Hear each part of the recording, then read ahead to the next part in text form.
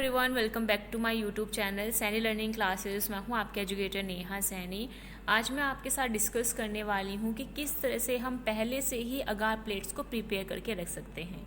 क्योंकि जैसे कि आप सभी ने अभी तक देखा होगा, इतने एक्सपेरिमेंट्स हम हो चुके हैं हमारे, तो हमें क्या करना होता है, अगार प्लेट्स की हमें बहुत ज़्यादा ज़रूरत पड़ती है।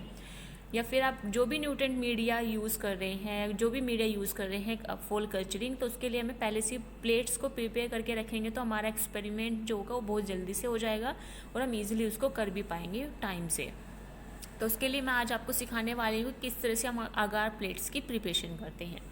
ये मेरे पास कुछ अगार प्लेट्स हैं जो कि स्टेराइल हैं और ये हमारा न्यूट्रेंट मीडिया है। ठीक है, ये मैंने जो फ्लोर है बिल्कुल क्लीन कर रखा है पहले से ही। ठीक है, 70% अल्कोहल से मैंने इसको पूरा प्रॉपरली क्लीन कर रखा था और अपने हाथ को भी सैनिटाइज कर लिया था। मैं दोबारा से अपने हाथ को सैनिटाइज कर रही हूँ क्योंकि मेरा हाथ अभी बाहर निकल गया था।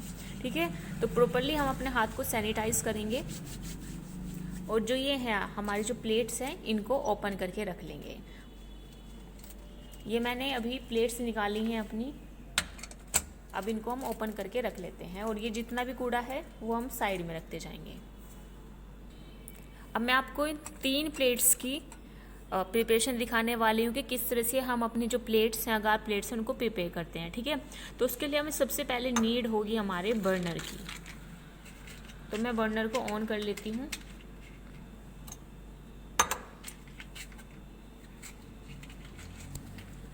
अब मैंने बर्नर को ऑन कर लिया है। ठीक है, अब मैं इसको थोड़ा सा साइड कर देती हूँ। यहाँ पे अपनी एक एक प्लेट को लिख लेती हूँ। ठीक है, तो इन प्लेट्स पे हम अगर हम चाहें तो यहाँ पे हम नेमिंग कर सकते हैं। ठीक है, कि नेम की प्लेट्स हैं तो हम यहाँ पे नेम और डेट को मेंशन कर सकते हैं कि हमने ये प्लेट कब बनाई है और कब हमने इनको, जैसे मान लो ABC जो भी आपकी डेट है उस तरह से आप अपनी डेट को डाल सकते हैं और यहाँ पे आप लिख सकते हैं कि न्यूट्रेंट अगार मीडिया की ये प्लेट्स हैं। ठीक है, तो इस तरह से हम पहले मेंशन भी कर सकते हैं अपनी सारी प्लेट्स पे, या फिर सारी प्लेट्स को एक जगह जब आप पैक करोगे उस टाइम पे भी आप मेंशन कर सकते हो, जिससे आपको बिल्कुल भी दिक्कत ना हो। ठीक है, और हम पैटी प्लेट को इस तरह से पकड़ते हैं और इस तरह से ओपन करेंगे। ठीक है, और फिर हम इसमें अपना न्यूट्रेंट मीडिया डाल देंगे। ठीक है, तो अभी मैं आपको करके दिखा रही हूँ। ये हमारा न्यूट्रेंट अगार मीडिया है। सबसे पहले हम इसका जो माउथ है वो स्टेराइल करेंगे, जिससे इसके अंदर कोई भी कंटामिनेशन ना जाए, क्योंकि हम एक्सपेरिमेंट से पहले इनको प्रिपेयर करके रखने वाले हैं। फिर अच्छे से मीडिया को स्टीर करेंगे और उसके अंदर पोर कर देंगे। पोर करने के बाद इसको सॉलिडिफाई होने के लिए रख देंगे। पीछे की साइड ब्लोअर ऑन है तो ईजिली क्या होगा, ब्लोअर से वो जल्दी से सूख जाएगी। फिर हम सेकंड प्लेट उठाएंगे। ठीक है, इस पर भी हम इसी तरह से डेट एंड टाइम और आपकी जो न्यूट्रेंट अगार मीडिया है, जो सभी मीडिया आप यूज़ कर रहे हैं उसकी डेट को और उसका मीडिया का नाम मेंशन करेंगे। ठीक है, फिर हम यहाँ से दोबारा से अपना जो न्यूट्रेंट अगार मीडिया है, इसका जो माउथ है वो अच्छे से प्रॉपरली स्टेराइल करेंगे और उसको पोर कर देंगे। फिर बंद करने से पहले भी हम इसको अच्छे से, इसका जो माउथ है उसको अच्छे से स्टेराइल करते हैं।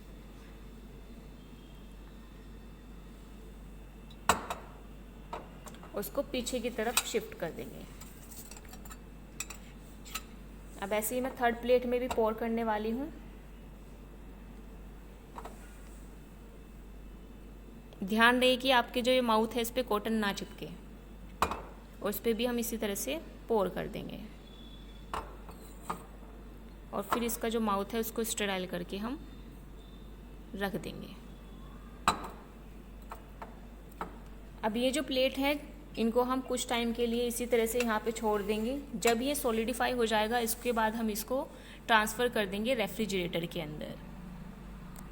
जितना भी मीडिया है वो सॉलिडिफाई हो चुका है। हमारी प्लेट्स जो हैं पूरी तरह से तैयार हो चुके हैं। मैंने कुछ प्लेट्स और बनाई थी। ठीक है, ये पूरी तरीके से तैयार हो चुकी हैं और इसको मैंने पूरे एक दिन के लिए यहाँ पे छोड़ दिया था। अगर पॉसिबल है तो आप एक दिन के लिए अपनी प्लेट्स को छोड़ सकते हैं लैमिनार एयर फ्लो के अंदर, जिसकी वजह से जो कंडेंसेशन जितना भी है वो इवेपोरेट हो सके प्लेट से। ठीक है, यानी कि जो वाटर वेपर की फॉर्म में इसके अंदर है वो सारा वाटर इवेपोरेट हो सके, या फिर आप 25 डिग्री सेल्सियस पे इंक्यूबेटर के अंदर भी नहीं रख के छोड़ सकती हैं, जिससे जो कंडेंसेशन का प्रोसेस है वो ख़त्म हो सके। ठीक है, आपकी जो पैटी प्लेट्स हैं उनके अंदर पानी पानी ना रह जाए, क्योंकि हम कभी कभी काम करते हैं तो हमारी पैटी प्लेट्स में पानी पानी हो जाता है ना, तो पानी पानी ना हो इसके लिए हम क्या करते हैं, इनको एक दिन के लिए अच्छे से सॉलिडिफाई होने के लिए जितना भी वाटर वेपर के अंदर चेंज होना है, जो भी इसके अंदर वेपर्स हैं वो सभी को हम सॉलिडिफाई होने के लिए हम पूरे 1 दिन के लिए इसको छोड़ देते हैं। ठीक है, अब मैं क्या करूँगी, अब इसको मैं